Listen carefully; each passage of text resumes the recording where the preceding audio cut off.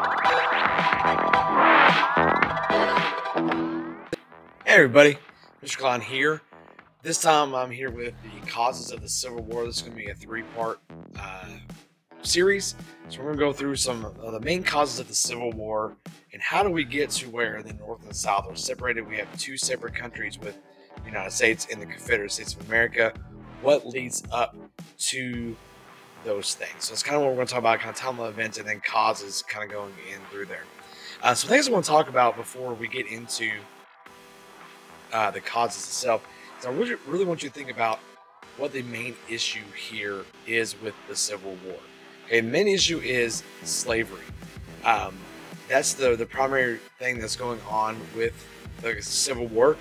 It starts out with an issue of states' rights versus the federal government, as far as who gets to determine if a state is a free state or a slave state. So it all kind of revolves around slavery the entire time. And one thing I like to talk about is we go back early on into the colonial times. We can already see this disparity start to happen when the South is more reliant on slavery due to the climate, right? And we talk about geography, how that plays a major role. That's something else you need to think about as you go through this. The Civil War doesn't just happen all because of these moments right here. These help continue it, but this stuff starts happening way before we get to the 1860s, right? And so understanding that the southern colonies rely more on slavery. The North still had slavery, but they didn't rely on agriculture as much, and so that really shifts how they thought about things, and that starts going to a big thing as well. So keep that in mind as we go through these, is that some of these might be causes, but this has been going on for quite some time. This idea of sectionalism is going on for hundreds of years. So let's get into the first cause, and it goes back a little bit. We talk about Henry Clay when he was Speaker of the House under James Monroe, right? We have the Missouri Compromise. So we should be fairly familiar with this. There's three main things that come out of the Missouri Compromise. The first one is that Missouri enters the Union as a slave state. And so the whole idea was we had this balance of power in the federal government of free and slave states. And if we admit a state into the Union of the United States, whether they be on the free side or the slave side, it will tip the balance of power. So that's what they're really worried about this time, is power in the government. If you have more slave states than free states, that means there's more representation for the slave states, which means that laws that are passed by the federal government will lean more towards slavery. Other way around, free states, more towards the abolishing of slavery or getting rid of slavery altogether. So they're worried about that. So they come up with a compromise where Missouri comes into the Union of the United States as a slave state. To balance that out, to make sure the power stays the same, Maine enters as a free state. So Maine is in the northeastern corner of the United States. It was part of Massachusetts Bay Colony, was part of Massachusetts for quite some time, following its own territory. Now you have Maine as a state. So it keeps that balance there as well. The third thing, which is going to lead to a very interesting idea, is that this 3630 line, which is the latitude line, the latitude is this way, right? And so that is the southern border of the state of Missouri. And so you have this line here that they say if everything to the north of that, any territory that the United States has, if it's north of that line, it would be a free state. If it is south of that line, it would be a slave state. And so you see this start to come about and figuring out, they think this is a great compromise. They don't know how long it's going to last. But the problem is that this is before we get all this new territory like Texas, and then the Mexican cession with the Southwest and the Oregon territory. And so if you look at the map, there's quite a unbalance between slave states and free states in territory-wise. And so that's a big thing there that some of them are worried about, that are slave states, is that there's still going to be a balance of power always going to the free states because there's more territory above that 3630 line. So it all starts there with the Missouri Compromise. And understanding where that is going to lead us through the rest of these and kind of what laws are being created. So the Missouri Compromise happens in 1820. So the key things, remember, Missouri becomes a slave state, Maine becomes a free state, and they create the 3630 line that says anything north of that line would be a free state, anything below that line would be a slave state. So that leads us, we get there for about 30 years, and we finally have this moment where we have the Compromise of 1850. And this has a lot of things in here. Okay, so let's go through all of these. All right, so the issue is still on the table of what do we do with territories that want to be free and territories that want to be slave states? Should it be up to the federal government to decide those things? And so that's been the big thing, right? The states' rights issues, right? So it shouldn't be the states that decide, or should it be the federal government that decides? The one that throws a big kink in this is the state of California. California, if you look at the Missouri Compromise line, I'm trying to get the mouse here, go all the way across here, California does not adhere to the Missouri Compromise line. And so that's a big thing to kind of think about as we go through here. So what do they decide to do? Okay. So the first thing is that California enters the United States as a free state. A lot of people are moving to California. You have the gold rush going on in 1849. You already have a lot of people from the former territory of Mexico, right? A lot of people that lived in that area still live there. So there's quite a bit of population there in California. So California tries to become a state. They want to be a free state, but that goes against the Missouri Compromise line. That's why it's so important to understand, why did they change? Why are they going to come to this compromise?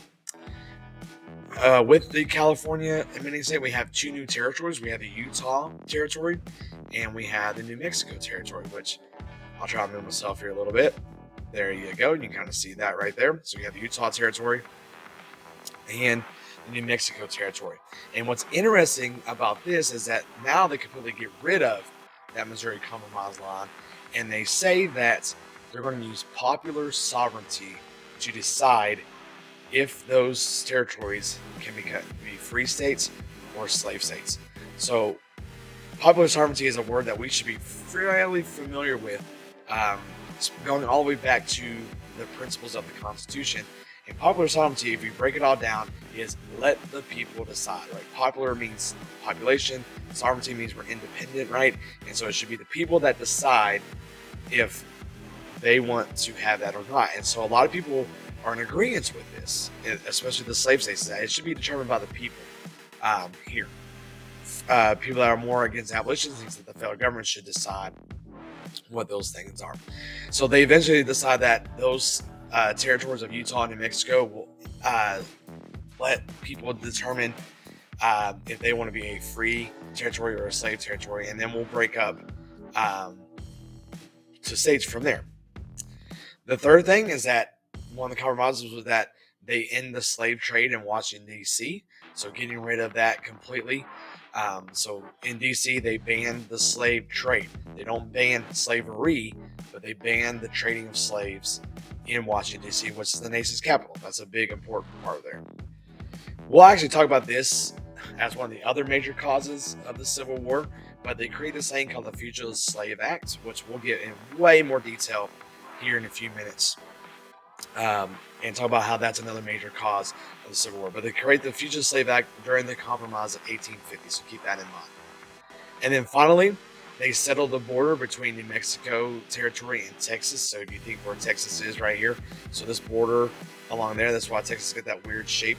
They decided to settle the border between those. So that's kind of what the compromise is. So it's got a whole bunch of stuff in there. The main issue is slavery, right? Should they be free? Should they be slave states? So those are the rundowns there. California enters the free state. Utah territory and the New Mexico territory. They decide to let popular sovereignty, or let the people that live there decide whether they want to be a free territory or a slave territory. They ban slavery in Washington, slave trade in Washington, D.C., not slavery, but slave trade. And then they create the Fugitive Slave Act, slave law, which we're going to talk about here in a few seconds. And then they settle the border between New Mexico and Texas. All right, and so I have this down here because this is pretty important, did slavery, this really stopped the slave trade? The reason why I show this is because it's pretty interesting. This is Washington, D.C. So the blue area is the entire city of Washington, D.C. And so they banned it there. But if you look, there's a city called Alexandria in red, pretty close to Washington, D.C. They did not ban the slave trade in Alexandria. So literally what would people do is literally go across the river, and there you go. I can start trading slaves again. And so even though this is like a good, like, hey, look, we're stopping the slave trade in Washington, D.C. It's our nation's capital. We're getting rid of that. They can literally just cross the river and do the same exact things that they wanted to before. So part of that compromise of 1850 kind of goes away there because of that. All right. So let's talk about this Fugitive Slave Law or Fugitive Slave Act. So this is part of the Compromise of 1850. So the one we just talked about being one of the causes of the Civil War. So we're going to go in more detail because this is a pretty important thing to talk about moving forward. So this law required citizens to capture runaway slaves. So you have people that were slaves that are leaving there and running to the north. So you hear things about like the Underground Railroad, those kind of things are fleeing those areas. The Fugitive Slave Act says that you are required to capture runaway slaves. Even if you do not agree with slavery, if you see a runaway slave, you are required by law, federal law, to capture those slaves. You could be fined or put in jail if they did not obey the law. So that's pretty a big thing there.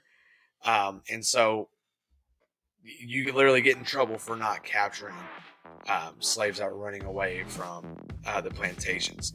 They had trials for runaway slaves, so this is a pretty interesting part here because this is where you have a lot of like kind of like manipulating of people's thoughts and things like that.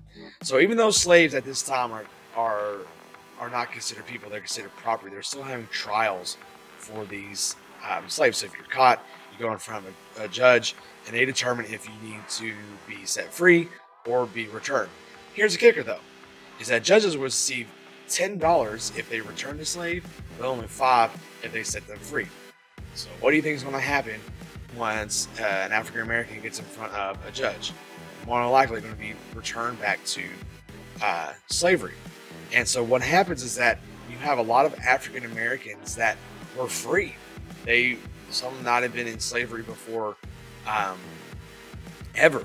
They were born free.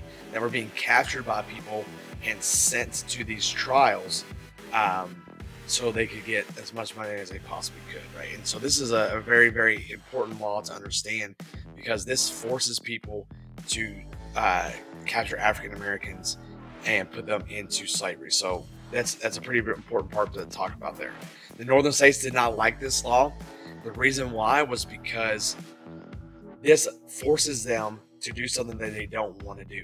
Now, I do want to say this before we move on, is that the North, even though they had a lot of abolitionists going there, I mean, like trying to free slaves or get rid of slavery, there were many Northerners that were indifferent to slavery. They didn't care about it. It doesn't affect me, so I'm not going to worry about it, right? It's one of those things there. So not everyone in the North was gung-ho about abolishing slavery or getting rid of it altogether. There were some that were just indifferent to what was going on there. So the ones that were indifferent and the ones that really did not like slavery, this really upset them because now they had to be part of the slavery process, which they did not want to be a part of that. And so you can kind of see that happening there. Northern states do not like this Fugitive Slave Act. So the big thing you need to remember from this act here is that it requires citizens to capture runaway slaves. Because of that, you have many African Americans being that were free, captured and sent back into slavery that have never been in slavery before. And judges got more money for sending African Americans back into slavery than freeing them. And so that's a pretty big thing to remember when it comes to this law here. All right. So last one for this part, we're going to talk about Uncle Tom's Cabin. So Uncle Tom's Cabin is a pretty popular book at this time. It's written by Harriet Beecher Stowe. And the purpose of this book was to show the evils of slavery. So you have this book that is written, and it really shows people what slavery was really about. Some people had it in their mind what slavery was, but some didn't know the hardships that African Americans went through because of slavery. So the story kind of follows a older slave that is whipped to death by their owner. So it goes through all this stuff. It has other people's stories as well, people running away, that kind of stuff, and really shows the true nature of slavery. And so a lot of Northerners that were, sort of about getting involved with this book changed their viewpoint on what was going on with slavery. And so a lot of people started getting behind the idea of abolishing slavery, getting rid of slavery, because they felt bad. They're like, these people are being treated terribly, so we need to make sure that we take care of them, and start getting behind this idea of not having slavery at all. Southerners disagreed with this. They said that it was full of lies. They said that, there's no way, we don't treat them like that. They're stretching the truths on certain things, and really, affecting, saying it's a bunch of lies. This kind of starts the big movement. We have this book by Harriet Beecher Stowe. We have Frederick Douglass that comes out, former slave. You have Sojourner Truth, that's also a former slave, that starts sharing their stories and go around, start trying to get people to get behind this idea that slavery was bad. It was an evil thing that was going on here. But Uncle Tom's Cabin is a big reason why a lot of Northerners decide to get behind the cause of getting rid of slavery. So that is part one of our causes of the Civil War. So we talked about the Missouri Compromise, how that kept that balance between slave states and free states. We get to the Compromise of 1850, where we have them getting rid of the 3630 line and letting popular sovereignty decide if it's going to be a free territory, slave territory, because they let popular sovereignty, which is the people to vote. You have that in the Utah Territory, New Mexico Territory. And then you also have part of that, the Fugitive Slave Act, which forces people to take runaway slaves and send them back. There's an imbalance of more money you got for sending back to slavery versus freeing them, which upsets a lot of people, because a lot of African Americans that were already free are sent into slavery, and now Northerners are part of that slave system, and they don't want that happening. And then we finally got to Uncle Tom's Cabin, talking about how that book really opened the eyes of Northerners about the evils of slavery, and the Northerners starting to get an idea of we need to get rid of slavery, while itself says that it's full of lies. That's not true. So you're going to see this divide happen. The other parts that we're going to be going through, it starts to get more and more hectic and upsetting and divisive and violence, and we're going to talk about how we did those things during that time. All right, guys. See you all later.